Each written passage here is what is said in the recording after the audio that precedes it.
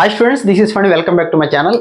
JEE main 2025 జనవరిలో రాయబోతున్న students అందరికీ అసలు 2024 జనవరిలో ఏం జరిగింది, ఎంతమంది ఎగ్జామ్ రాశారు, ఏ కేటగిరీ వాళ్ళు ఎంతమంది ఎగ్జామ్ రాశారు, ఎంతమంది ఆబ్సెంట్ అయ్యారు, అలాగే ఏ కేటగిరీలో ఎంత హైయెస్ట్ పర్సెంటేజ్ వచ్చింది, అది ఏ రాష్ట్రానికి సంబంధించిన వాళ్ళకి, అలాగే మన తెలుగు రాష్ట్రాల వాళ్ళకి ఏ కేటగిరీలో ఆల్ ఇండియా ఫస్ట్ వచ్చింది, అలాగే 2024లో దాదాపుగా 10 రోజుల ఎగ్జామ్ జరిగింది, అంటే 10 సెషన్స్ జరిగిన ఎగ్జామ్స్ 5 డేస్ పాటు ఏ సెషన్లో ఎన్ని మార్క్స్కి ఎంత పర్సెంటేజ్ వచ్చింది, ఇవన్నీ రీక్యాప్ 2024 జనవరిలో జరిగిన పూర్తి ఇన్ఫర్మేషన్ ఈ వీడియోలో ఇవ్వడానికి అయితే ట్రై చేస్తాను.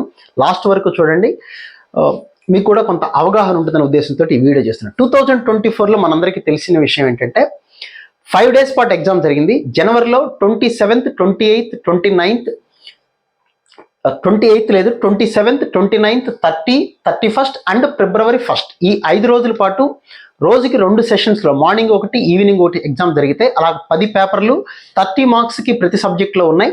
25 క్వశ్చన్స్ మనం రాయాల్సింది. అలాగా 10 పేపర్లు అంటే 300 క్వశ్చన్స్ జరిగినాయి. మనం రాయాల్సింది మాత్రం కేవలం 250 క్వశ్చన్స్. అలా ప్రతి పేపర్లో 30 క్వశ్చన్స్ ఇస్తే 25 ప్రతి సబ్జెక్ట్ నుంచి రాయాల్సి ఉంది. అలా జరిగిన ఎగ్జామ్లో టోటల్గా ఎంతమంది అటెండ్ అయ్యారు, ఎంతమంది అప్లై చేశారు అంటే 12,21,624 మంది ఎగ్జామ్కి అప్లై చేశారు. కానీ అన్ఫార్చునేట్ దాదాపుగా 51,576 మంది స్టూడెంట్స్ ఆబ్సెంట్ అయ్యారు. ఇది ఎందుకు చేస్తున్నారో అసలు వీడియో ఉద్దేశం కూడా అదే. మీరు ఎప్పుడైతే ఎగ్జామ్కి ఆబ్సెంట్ అవుతారో, సిలబస్ అవ్వలేదనో, రివిజన్ కాలేదనో, భయపడో, లేకపోతే నాకు రాదనుకునే, whatever might be the reasons ఏవైనా సరే, మీరు ఆబ్సెంట్ అయ్యారు అంటే మీ వెనక ఉన్న వాళ్ళని ముందుకు జరిపి మీరు వెనక్కి వెళుతున్నారని అర్థం. మీరు గుర్తుపెట్టుకోండి. మీకు వచ్చినా రాకపోయినా, సిలబస్ అయినా కాకపోయినా ఖచ్చితంగా రాసి చూడండి. రాస్తే మనకి ఎంత పర్సెంటేజ్ వస్తుందో మనకు ఇదొక గ్రాండ్ టెస్ట్ లాగా, ఒక మాక్ టెస్ట్ లాగా ఉపయోగపడుతుంది. లేదా వేరే ఎగ్జామ్స్ కూడా ఇది ఫౌండేషన్ లాగా ఉపయోగపడుతుంది, గుర్తుపెట్టుకోండి. సో 51,000 మంది ఆబ్సెంట్ అవ్వడం అనేది చాలా చాలా దారుణమైన విషయం ఇది.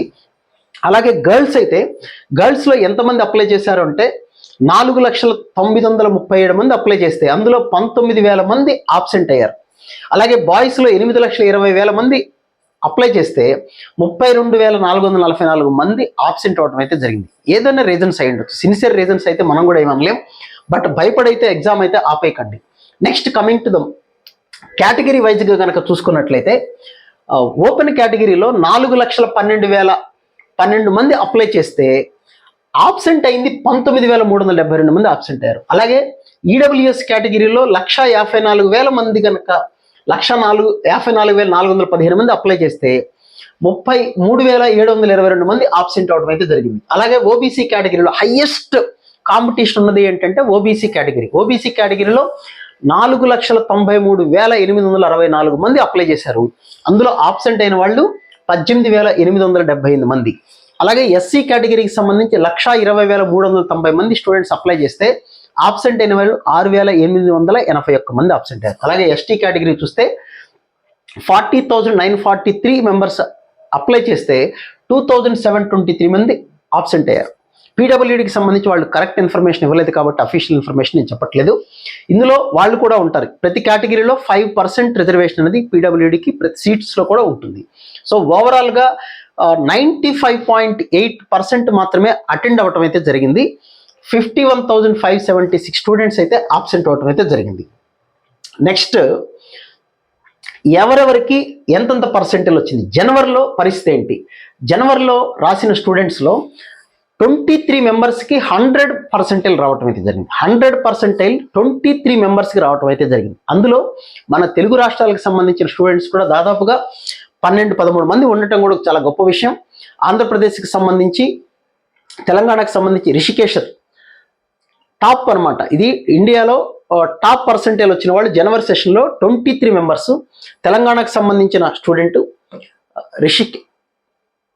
రిషి, అలాగే ఆంధ్రప్రదేశ్కి సంబంధించి సూరజ్, అలాగే మళ్ళీ తెలంగాణకు సంబంధించి రోహన్ సాయి, అలాగే ఆంధ్రప్రదేశ్, తెలంగాణకు సంబంధించిన స్టూడెంట్స్, ఆంధ్రప్రదేశ్కి సంబంధించిన స్టూడెంట్, మళ్ళీ తెలంగాణ, వీళ్ళందరూ కూడా రోహన్ సాయి, అలాగే ఆంధ్రప్రదేశ్కి సంబంధించి తోట సాయి కార్తిక్, తెలంగాణకు సంబంధించి అనూప్, అలాగే తెలంగాణకు సంబంధించిన విదిత్, ఆంధ్రప్రదేశ్కి సంబంధించి వెంకట తనీష్, తెలంగాణకు సంబంధించిన మోహన్, తర్వాత దినేష్, వీళ్ళందరికీ కూడా 100% వచ్చినటువంటి స్టూడెంట్. అయితే ఏ రాష్ట్రంలో స్టూడెంట్స్కి ఎవరికి హైయెస్ట్ స్కోర్ వచ్చింది అనేది ఇక్కడ ఈ వీడియోలో ఇక్కడ చూద్దాం. ఈ కేటగిరీలో హైయెస్ట్ పర్సంటేజ్ వచ్చిన స్టూడెంట్ ఎవరు అంటే ఏ రాష్ట్రానికి సంబంధించి, ఇందులో ఆంధ్రప్రదేశ్కి సంబంధించి కనుక మీరు అబ్జర్వ్ చేస్తే ఆంధ్రప్రదేశ్కి సంబంధించి 100/100% వచ్చిన స్టూడెంట్స్ ముగ్గురు ఉన్నారు. 99.425 వచ్చిన స్టూడెంట్ ఒకళ్ళు ఉన్నారు. సో ఆంధ్రప్రదేశ్కి సంబంధించి ఓవరాల్గా స్టేట్ టాపర్స్ ముగ్గురు కూడా 100% వచ్చిన స్టూడెంట్స్. సూరజ్, సాయి కార్తీక్ అండ్ వెంకట తనీష్ రెడ్డి, వీళ్ళ ముగ్గురికి ఆంధ్రప్రదేశ్లో టాపర్స్ వాళ్ళు.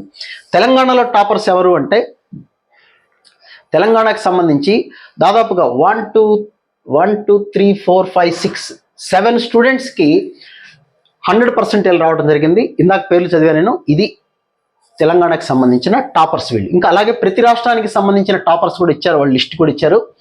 Next coming to A category వాళ్ళలో ఎంత హైయెస్ట్ పర్సంటేజ్ అంటే ఈడబ్ల్యూఎస్ కేటగిరీ కనుక మనం చూసుకున్నట్లయితే ఆల్ ఓవర్ ఇండియా మొత్తం మీద హైయెస్ట్ పర్సంటేజ్ వచ్చినటువంటి స్టూడెంట్ ఎవరు అంటే తెలంగాణకు సంబంధించిన 2 స్టూడెంట్స్ ఉన్నారు. ఈడబ్ల్యూఎస్ కేటగిరీలో వాళ్ళదే హైయెస్ట్ పర్సంటేజ్ ఎంత అంటే 99.9991524 2 స్టూడెంట్స్కి రావటం అయితే జరిగింది.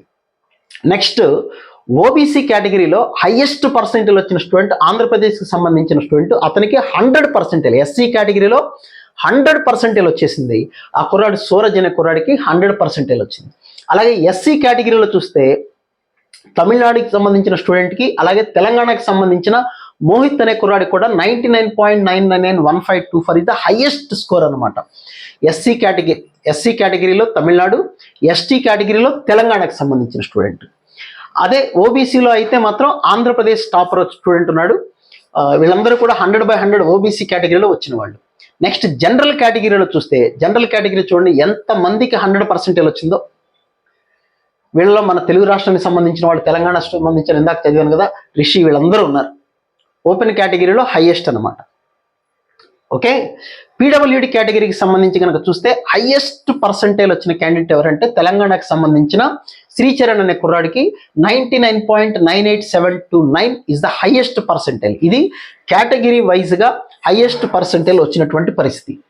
నెక్స్ట్ అబ్బాయిల్లో, ముందు అమ్మాయిల గురించి మాట్లాడదాం. అమ్మాయిల్లో ఇండియాలో ఫస్ట్ హైయెస్ట్ పర్సంటేజ్ ఎంత అంటే 99.9991763 గుజరాత్కి సంబంధించిన ద్విజ అనే అమ్మాయికి వచ్చింది. బాయ్స్లో హైయెస్ట్ పర్సంటేజ్ 100% చాలా మందికి వచ్చింది. అరౌండ్ 23 మెంబర్స్కి వచ్చింది. అందులో మన తెలుగు వాళ్ళు కూడా దాదాపుగా ఇందా చెప్పినట్టుగా 12 మంది దగ్గరగా ఉన్నారు. అది సో ఇది ఓవరాల్గా 2024లో జరిగింది. అయితే 2024లో కొంతమంది ఫ్రాడ్ చేయటం కూడా జరిగింది. అలాంటి వాళ్ళ మీద ఇద్దరికి రిజల్ట్ అయితే ఇవ్వలేదు. Score of 2 candidates has not been declared. 2 స్టూడెంట్స్కి ఫ్రాడ్ చేయటం వల్ల వాళ్ళ ఎన్టీఎస్ స్కోర్ అనేది ఇవ్వలేదు. తర్వాత కొంతమంది మీద కేసు పెట్టడం కూడా జరిగింది. ఒక స్టూడెంట్ మీద జైలుకి పంపించడం జరిగింది. 9 మంది స్టూడెంట్స్ మీద కేసులు పెట్టడం కూడా జరిగింది. 1 case of impersonation and 9 cases of UFM అన్ఫెయిర్డ్. 9 మంది స్టూడెంట్స్ ఫ్రాడ్ చేశారనేటువంటి వాళ్ళ మీద కేసెస్ కూడా బుక్ చేయడం అయితే జరిగింది. ఇది ఇంకా ఫైనల్గా మీ అందరికీ కావాల్సినటువంటి ఏ రోజున ఎన్ని మార్క్స్కి ఎంత పర్సంటేజ్ వచ్చింది జనవరిలో, అది కనుక చూసినట్లయితే జనవరిలో మనకి 27th, 29th, 30, 31st, February 1st ఈ 5 రోజులు మార్నింగ్ ఒక ఎగ్జామ్, ఈవినింగ్ ఒక ఎగ్జామ్ జరిగితే ఈజియెస్ట్ పేపర్ ఎప్పుడు అంటే ఫస్ట్ రోజున ఫస్ట్ షిఫ్ట్ మార్నింగ్ షిఫ్ట్లో వచ్చిన పేపర్ ఈజియెస్ట్ పేపర్ అన్నిటికన్నా. ఇది నాకు తెలిసినంత వరకు గత 10 సంవత్సరాలు ఎప్పుడు ఇంత ఈజీగా పేపర్ రాలేదు. ఇంత ఎక్కువ మందికి హైయెస్ట్ స్కోర్ కూడా ఎప్పుడు రాలేదు. అందుకని ఈ పేపర్ని అసలు కన్సిడర్ చేయకండి. అలా రావాలని కోరుకోకూడదు. అలా వస్తే చాలామంది స్టూడెంట్స్ దెబ్బతిన్నారు. ఎందుకంటే చాలా ఎక్కువ మందికి బెటర్ స్కోర్ రావటం వల్ల మంచి పర్సంటేజ్ రావాలంటే చాలా ఎక్కువ స్కోర్ రావాల్సి వచ్చింది. అన్నిటికన్నా కష్టమైన పేపర్ జనవరిలో ఎప్పుడు వచ్చింది అంటే 31st జనవరిలో ఈవినింగ్ పేపర్.